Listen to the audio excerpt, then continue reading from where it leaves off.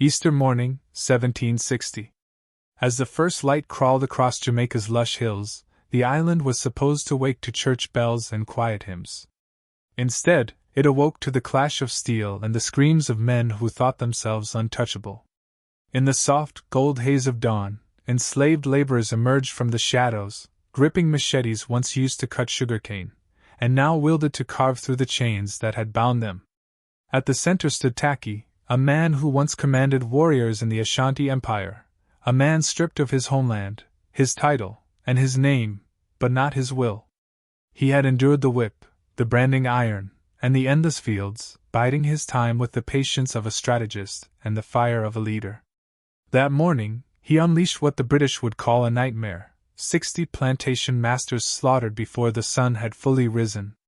It was not madness. It was method, precision, vision. In that fleeting hour, Tacky made the empire tremble. How does a man with nothing left to lose find the strength to defy an empire? This is the story of the rebellion they tried to erase, from memory, from history, and from power. By the mid-1700s, Jamaica was the crown jewel of Britain's colonial empire, a lush Caribbean island that printed wealth for London like a mint presses coins. But that wealth came at a staggering cost, paid in blood, bone, and human lives. Sugar was the empire's white gold, and Jamaica was its largest supplier. Vast plantations stretched across the island like a green ocean, each one run with brutal efficiency and guarded by the cold logic of profit. On those plantations, more than 300,000 enslaved Africans labored under the punishing sun. They were not workers. They were property. Their days began before the first light and ended long after darkness fell, their backs bent under the weight of cane stalks, their bodies broken by whips and iron collars. The mortality rate was so high that British merchants didn't even expect an enslaved person to live more than 7 years. To the plantation class, it was cheaper to work them to death and buy new ones than to preserve their lives. This was the world Tacky was forced into, a system built to crush the human spirit and reward cruelty. Yet behind the iron chains and the English overseer's arrogance lay something the empire underestimated: memory. Tacky had once walked as a free man, a leader, in the Ashanti Empire of West Africa. The Ashanti were not peasants or passive captives. They were a warrior people, fierce, disciplined, and strategic. Their kingdoms were rich with gold and culture, and their armies were trained to move like rivers through the forests of the Gold Coast. Tacky himself was said to have been a military officer before he was captured, marched in chains to the coast, and sold into the belly of a British slave ship. Even in bondage, the Ashanti did not forget who they were. They carried fragments of their old world inside them, the war songs they whispered while cutting cane, the drum rhythms they tapped out on hollow logs at night, the rituals they performed in secret groves when the moon was high. Their pride was not erased, it was only buried, waiting. But on the plantations, the British could feel that tension humming beneath the surface. They feared it, even if they didn't fully understand it. So they banned African drums, outlawed group gatherings, and sent missionaries to strip away ancestral beliefs. Yet nothing could fully kill those beliefs. Among the enslaved, whispers of the old spirits persisted: belief in the presence of ancestral souls, in gods who walked unseen, in the invisible protection of those who had gone before. These weren't just religious notions, they were fuel for resilience. Every night, under the cover of darkness, small groups would gather in secret clearings deep in the cane fields or hidden ravines. They would perform rituals the British called obia, a blend of African spiritual practices meant to invoke power, courage, and unity. For the colonists, obia was witchcraft. For the enslaved, it was hope, and a reminder that they were not broken. This spiritual undercurrent flowed alongside a growing current of rage. Plantation owners believed their system was permanent, but the enslaved saw it for what it was: a fragile empire built on fear. They saw overseers who grew complacent, who mistook silence for obedience. They saw weaknesses, gaps in security, the arrogance of masters who believed themselves invincible. And slowly, the idea of resistance began to take shape, quiet as a heartbeat. Tacky, with his memory of command and strategy, could see more than just the suffering around him.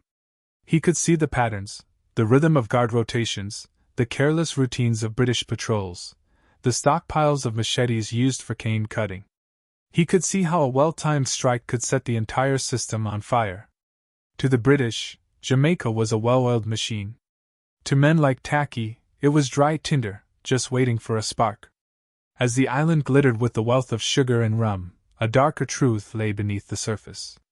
The same empire that celebrated itself as the height of civilization had engineered a system so cruel that it relied on the constant importation of new captives to replace the dead. Every ship that docked in Jamaica brought more human cargo from Africa, each one a potential soldier in a war not yet declared. For decades, the enslaved had endured, resisting in small ways, refusing orders, breaking tools, escaping into the mountains to join the Maroons, the communities of runaways who waged guerrilla war from the hills. But nothing had yet emerged on the scale that could truly shake the island.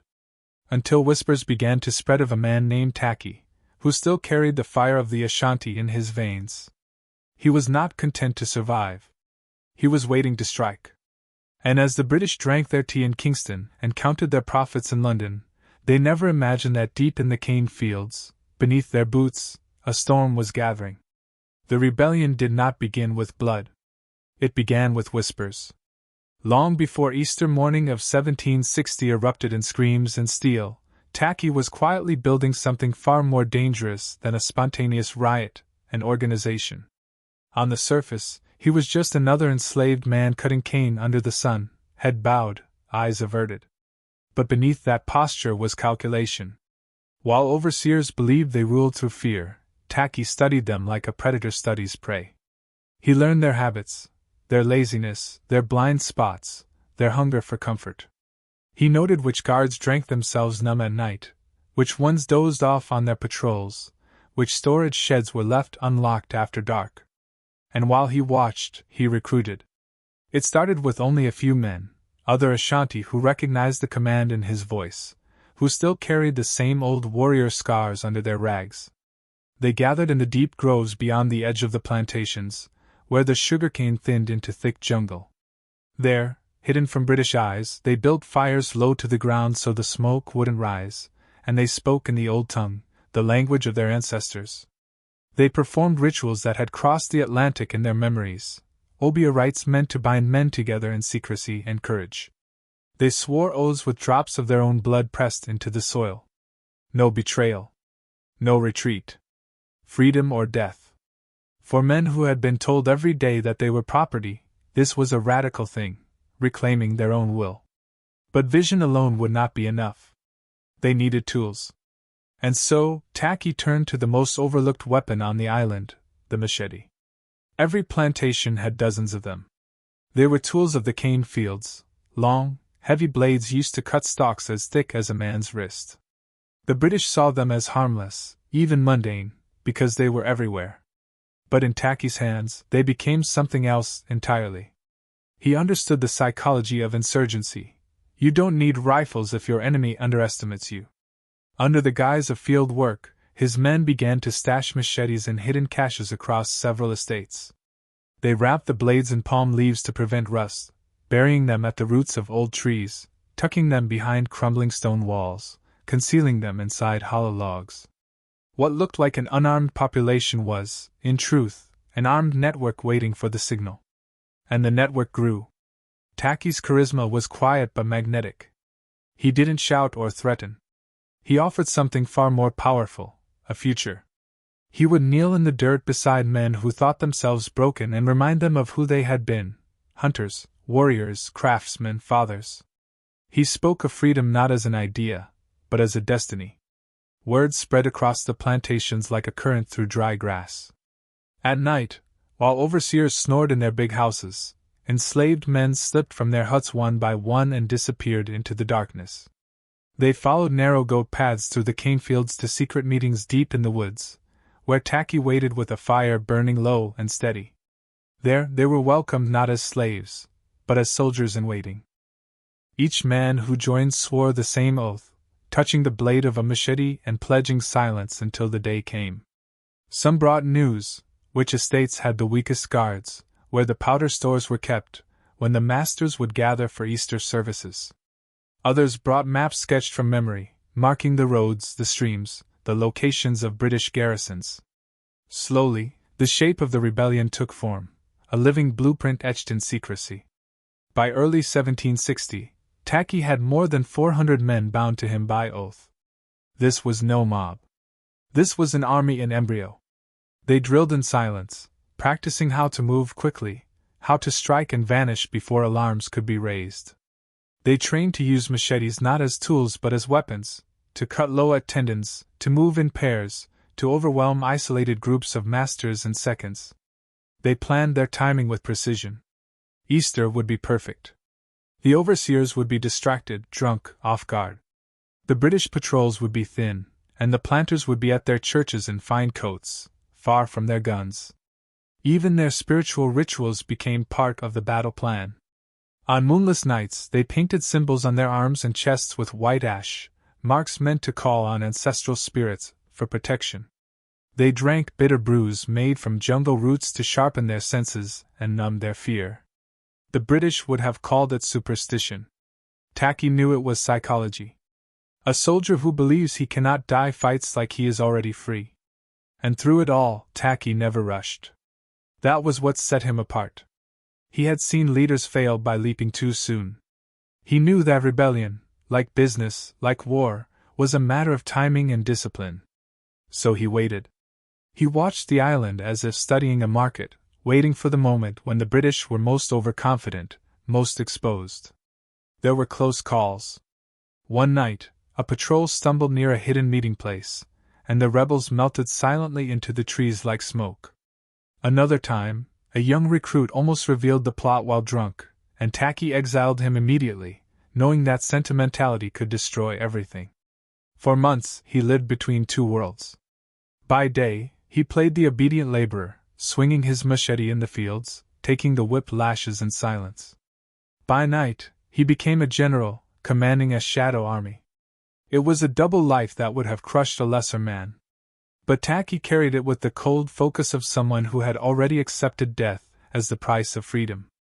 Each night before returning to the slave quarters, he would stand alone under the stars and remember his homeland, the Ashanti drums, the gold-plated swords, the smell of the forest after rain. That memory was his compass.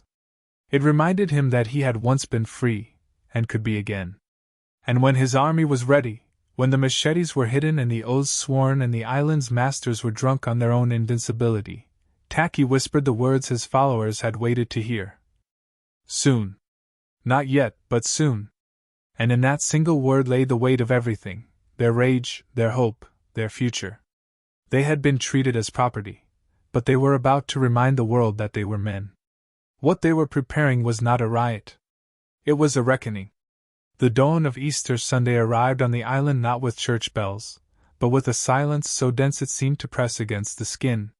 The cane fields of Jamaica, usually stirred awake by the first voices of the overseers and the metallic clank of tools, lay still. In the gray half-light of that morning in 1760, the air was unnaturally heavy, thick with the scent of dew, the muffled hum of insects, and something else, the coiled anticipation of vengeance.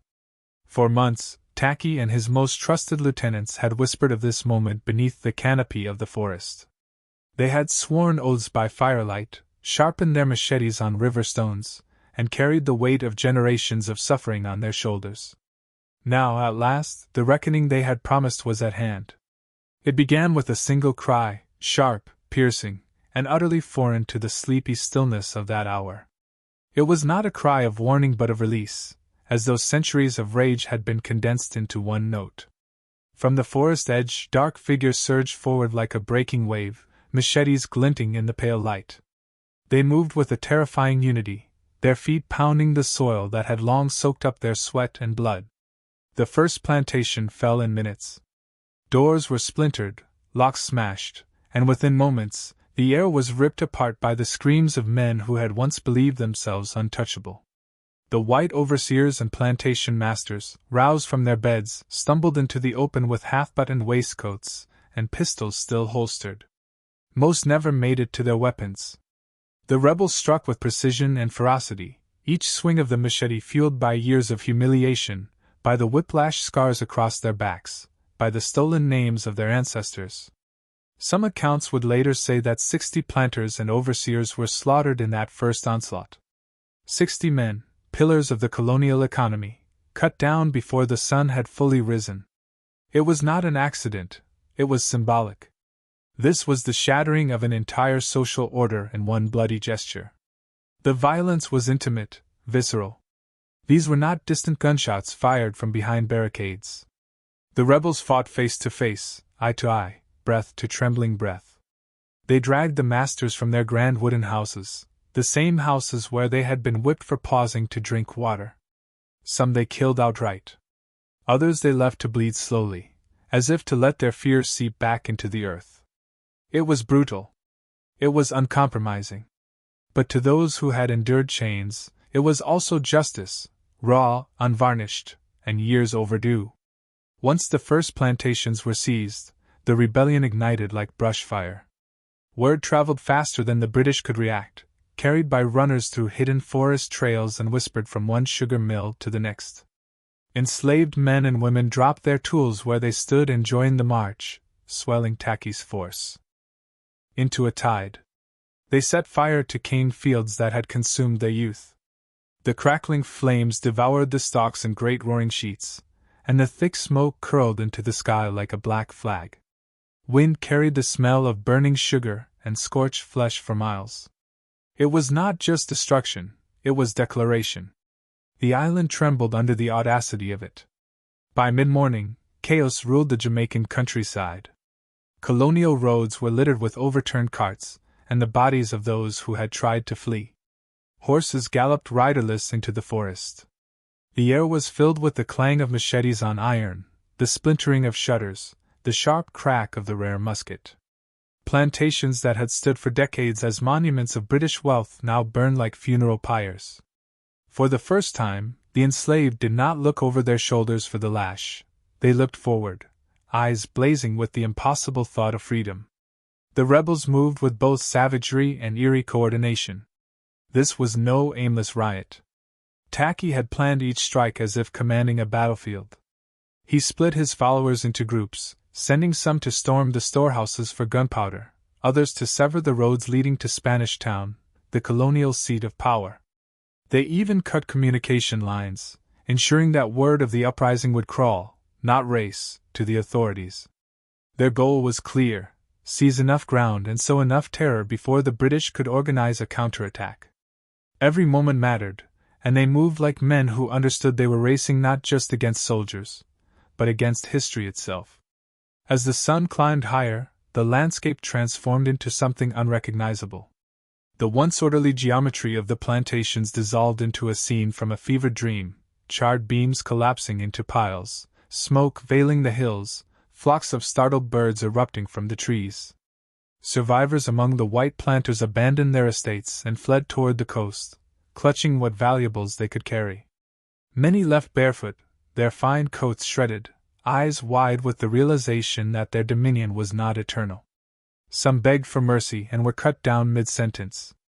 Others slipped into the forest, hoping the island itself might hide them. But the forest had long been the rebels' domain, and it offered no shelter to their former masters. To those who later studied the uprising, the sheer scale of its opening strike seemed almost inconceivable. How could men who had been forbidden to read or write orchestrate such a complex assault? But that question misunderstands the nature of their genius. They had studied their enemies not through books, but through years of enforced proximity. They knew the overseers' routines, the guards' rotations, the patterns of trade ships and patrols. They had waited, watched, endured, and when the moment came, they struck not as disorganized laborers but as tacticians. Yet for all its brilliance, the uprising was soaked in blood from its first hour. Even as they pushed outward from the first plantations, the rebels knew that victory would invite a terrible reckoning. The British Empire would not allow an island that fueled its wealth to fall to men it considered property. And so, with each estate they seized, the rebels seemed to fight harder, as if they could outrun the retribution already on its way. They fought with the desperation of men who understood they were tearing open the very fabric of the world they had been born into. By nightfall, the once quiet parishes of St. Mary and St. Thomas had become a landscape of fire. Torches danced in the darkness, carried by men who only a day before had been nameless. The island's enslaved population had seen the impossible, their oppressors on their knees, their whips lying useless in the dirt. In that moment, brief, bloody, and incandescent, they were no longer property. They were warriors. And as the smoke curled toward the stars, the echoes of their defiance carried across the Atlantic like a warning that even the mightiest empire can tremble when those it seeks to break finally rise. The fires still smoldered when the British counterattack began. In the days following Tacky's assault, Jamaica seemed caught in a strange, suspended moment, as if the island itself was holding its breath. Columns of black smoke curled above the hills where cane fields once stood, while charred beams jutted from the earth like broken ribs. The Sugar Empire's backbone had been cracked. But the British were not a power accustomed to cracks. They were an empire built on the reflex of control, and control demanded retaliation. The news of the uprising reached Spanish Town like the toll of a funeral bell. Planters staggered into the colonial capital with soot-streaked faces, some still bleeding from shallow cuts, others wild-eyed with stories of entire estates erased overnight. They spoke not just of property lost, but of a social order turned upside down. Within hours, the colonial governor summoned every available regiment. British regulars marched out under a blistering sun, their red coats glaring like open wounds against the green hills, while local militias, the so-called white yeomanry, mustered with grim determination. And alongside them came the Maroons. The Maroons were the wild card, the scar the British themselves had never been able to close. Decades earlier, these descendants of escaped African slaves had fought the British to a bloody stalemate, vanishing into Jamaica's mountains and rainforests until the empire was forced to sign a treaty granting them their freedom. They were fierce, disciplined, and deeply familiar with the land, a warrior people who had turned resistance into an art form. Now, bound by the uneasy terms of that treaty, they returned as hired hunters, contracted to crush the very spirit they had once embodied. It was an irony not lost on anyone. Tacky knew what their involvement meant. British muskets were dangerous, but British muskets guided by Maroon trackers were deadly. The forests that had cradled his conspiracy would no longer shelter him. Every broken branch, every print in the mud could betray his path. So he split his forces, sending some rebels to scatter the British lines with diversionary attacks, while he led a shrinking corps of loyal fighters deeper into the interior. They moved at night, sleeping by day in hollows lined with fern and moss, drinking from streams that ran like silver threads through the rocks. Hunger gnawed at them, but fear was the greater weight, the knowledge that they were now prey. The British closed in slowly, methodically, tightening their grip like a vice. Villages were searched, suspected sympathizers flogged or hanged. Muskets cracked in the distance at irregular intervals, single shots that echoed through the valleys, shots that marked another captured rebel, another dream extinguished. Still, Tacky pressed on, his mind like a blade honed by desperation. To surrender meant a noose. To be captured alive meant worse. His only chance was to reach the coast, steal a ship, and vanish into the Atlantic haze. But the island had turned against him. Even the birds seemed to fall silent as he passed. By the end of the second week, his band had dwindled to a few dozen gaunt men, their machetes nicked and dulled, their eyes shadowed by exhaustion. They found themselves cornered on the edge of a high plateau, cliffs dropping away to the forested valleys below. The British forces gathered like storm clouds on the ridges, while the Maroons fanned through the underbrush with the patient confidence of predators. The final confrontation was inevitable. It came at dawn, as so many pivotal moments on that island seemed to. Mist coiled through the trees like ghostly rope. The rebels stood in a ragged line, silent, their bare feet dug into the damp earth. Tacky moved among them without a word, his presence somehow steadier than the ground itself. They knew this was their last stand. There would be no rescue, no reinforcement, no second rebellion. The British drums rumbled faintly from the forest below, growing louder with each passing breath. When the first redcoats emerged through the mist, the rebels charged. It was not a battle in the formal sense. It was chaos incarnate. Muskets roared, machetes flashed, and the cries of the wounded rose in a dreadful chorus. The rebels fought like men who had burned their bridges to the world. They lunged through gunfire, tore bayonets from soldiers' hands, drove them to the ground. Tacky fought at the front, moving with the terrifying grace of a man who no longer feared death. He struck down 3 soldiers in quick succession, ducking musket fire that tore leaves from the trees around him. For a moment, it seemed as if he might break through, slip once more into the green labyrinth. But the British had planned for this. They had laid the trap not with soldiers, but with hunters. As the skirmish raged, a lone figure stalked the edge of the battlefield, a maroon hunter, musket cradled in his arms like an extension of his own body. His name would be forgotten by history, but his purpose was etched in every line of his face. He had tracked men like Tacky before, through mountain fog and river gorges, always waiting for that single exposed instant when history itself seemed to pause. Tacky gave it to him. For one fleeting second, as he turned to rally his dwindling fighters, Tacky stepped into a shaft of pale sunlight. His profile was clear, his chest heaving, his eyes fixed on something far beyond the immediate chaos, on freedom, perhaps, or on the generations who would inherit this moment. The hunter raised his musket, exhaled, and fired. The shot cracked like the snapping of a world's spine. Tacky staggered, a look of disbelief flickering across his face, and then crumpled soundlessly to the earth. The forest seemed to hold its breath. His men faltered, some crying out, others simply stopping mid-strike as though the animating force had left them. The British surged forward, bayonets gleaming, and the rebellion dissolved into rout. By noon, the plateau was silent except for the cawing of distant birds and the crackle of small fires devouring the last of the rebels' camp. The British severed Tacky's head and displayed it on a pike at the entrance to Spanish Town, a gruesome warning meant to crush any lingering thoughts of revolt. His body was left to the vultures. The surviving rebels were hunted down over the following weeks, hanged or burned alive, their ashes scattered to the wind as if to erase their existence entirely. The Empire reasserted its grip with merciless efficiency, rebuilding the plantations, replanting the cane, and resuming the rhythm of profit and punishment as though nothing had ever happened. But something had. Even as Tacky's skull bleached under the Caribbean sun, his story refused to die.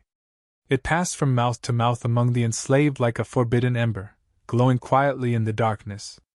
They spoke of him not as a man defeated, but as one who had dared to defy the logic of chains. To the British, he was a cautionary tale. To the people who still labored in the cane fields, he became something else entirely, a symbol that the world as it was could be broken, however briefly. Empires measure success in decades, even centuries. But revolutions, even failed ones, are measured in moments, moments when fear gives way to fury, when the powerless remember their own strength. Tacky's moment was over in a gunshot, but the echo of it lingered, faint and insistent, like a heartbeat in the soil. And somewhere, beneath the hum of the sugar mills and the crack of the overseer's whip, that heartbeat continued. The British wasted no time turning victory into vengeance. Within days of Tacky's death, the colonial government unleashed a wave of retribution designed not merely to punish, but to terrify. Soldiers swept through the countryside like locusts, scouring every cane field, every village, every hut where rebellion might have left its shadow. Suspected rebels were dragged from their beds in the dead of night, wrists bound with coarse rope, marched to the nearest square, and executed in public. Some were shot. Others were hanged in batches, their bodies left to sway in the trade winds as a warning to anyone who dared to look up. Many were burned alive, tied to stakes and surrounded by dry cane stalks that roared into flame as the overseers laughed. The numbers were staggering, hundreds of men and women executed, scores more whipped until their flesh peeled, branded, or sold off to the brutal colonies of the Spanish Main. The machinery of empire had shifted from fear to fury, and it ground everything in its path to dust. The message was clear: Tacky had risen once, and no one would be allowed to rise again. But fear is a strange currency. It buys silence, but it also buys memory. As the executions mounted, whispers spread like wind through the cane. The British wanted the island to forget, to scrub the rebellion from its own soil, but the enslaved carried the memory like a secret talisman. They spoke in hushed tones at night, around cook fires banked low to hide their glow. They told of how Tacky had struck the masters down at dawn, how he had stood like an African king in the mist while the British trembled. They told the story in fragments, reshaped and passed along until it became something more than a record of events. It became a myth, and myths are harder to kill than men. Still, for the British planters, the rebellion left a scar they could not ignore. Across the Caribbean, word of the uprising arrived faster than the official dispatches could contain it. In Barbados, overseers doubled their night patrols. In Antigua, planters slept with pistols beneath their pillows. Even in far-off Saint-Domingue, what would later become Haiti, colonial officials whispered about the Jamaican fever, a sudden infection of revolt that might leap the sea at any time. They saw in Tacky's rebellion not just an isolated blaze, but a spark thrown onto dry tinder scattered across every sugar island in the Caribbean. And they weren't entirely wrong. For the enslaved, Tacky's revolt became proof that the empire could bleed. That the system was not carved in stone, but in flesh, and flesh could fight back. The plantation machine ran on the illusion of inevitability, on the belief that it could never be broken. Tacky had shattered that illusion, if only for a fleeting moment, and that was enough to leave a crack that could never be sealed again.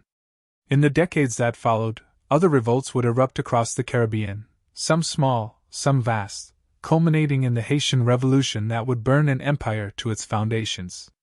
Many of those who rose would never know Tacky's name. But they carried his ghost all the same, as if the memory of that Easter dawn had seeped into the soil and into their blood. Even the British, for all their efforts to erase him, could not fully bury what he had done. In secret colonial reports, planters wrote of Tacky with a kind of fearful respect, calling him cunning, disciplined, formidable. They had expected chaos and instead found strategy. They had expected panic and instead faced precision. In their attempt to portray him as a savage, they accidentally revealed the truth: he had been a leader. And leaders echo. Today, centuries later, Tacky's name is carved into the cultural bedrock of Jamaica. The place where he fell is still called Tacky Falls. School children learn of him not as a rebel, but as a patriot, a man who stood against impossible odds because freedom was not something he could surrender, even in chains. His story surfaces each year on Emancipation Day, when drums beat in the hills and voices rise to honor those who fought and fell before the world was ready to listen. But his legacy is larger than Jamaica. It is the legacy of every person who looks at an unshakable system and chooses to shake it anyway. It is the legacy of risk, of defiance, of refusing to let fear dictate the terms of one's life. For entrepreneurs, creators, and dreamers, his story hums with a truth that crosses centuries. Sometimes you do not fight because you think you will win. You fight because surrender would mean erasing the core of who you are. Tacky lost his life, but not his war. The empire killed the man, but it could not kill the question he left behind, the question that still lingers like distant thunder over the Caribbean. What if freedom is worth everything? Freedom has always worn a hidden price tag, one written not in ink but in blood. Tacky knew it. Every man who stood beside him on that Easter morning knew it. They weren't chasing glory or carving their names into history books. They were reaching for something far simpler, far more dangerous: the right to stand upright in their own skin, even if it meant falling.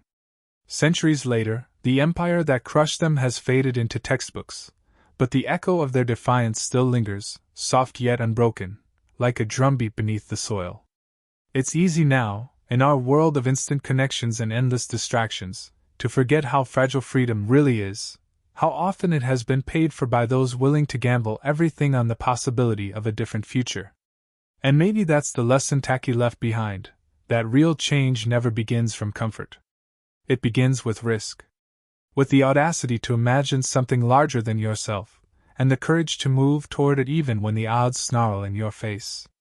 If his story has stirred something in you, some quiet question about what you stand for, don't let it fade. Share your thoughts in the comments. And if you want to keep uncovering the buried stories that shaped our world, the ones most people were never meant to hear, subscribe to this channel. Because history isn't just behind us. It's the map we choose to follow, or rewrite.